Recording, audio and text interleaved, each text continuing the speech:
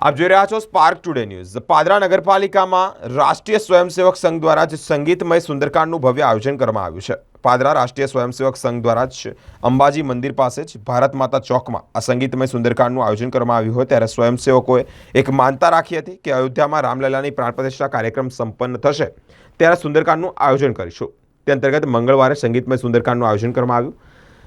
આ કાર્યક્રમની શરૂઆત 30 ઓક્ટોબર 1990માં અયોધ્યામાં બાબરી ધ્વસ્તના સમયે દેશભરમાં જે કાર્યક્રમો કરવામાં આવ્યા હતા ત્યારે વિહિપના કાર્યકર મહેન્દ્રભાઈ બારોટનું પોલીસ ગોળીબારમાં મૃત્યુ થયું હતું, જે શહીદના સ્વજનોના હસ્તે દીપ પ્રાગટ્ય કરવામાં આવ્યા અને શરૂઆત કરવામાં આવી। મૌન પણ પાળવામાં આવ્યું છે, સાથે સાલ ઉડાડી અને તેઓના ધર્મપત્ની અને પુત્રનું બહુમાન પણ કરવામાં આવ્યું છે। મોટી સંખ્યામાં ભક્તો હાજર રહ્યા હતા અને ભવ્યાતિત ભવ્ય આરતી પણ યોજાઈ હતી।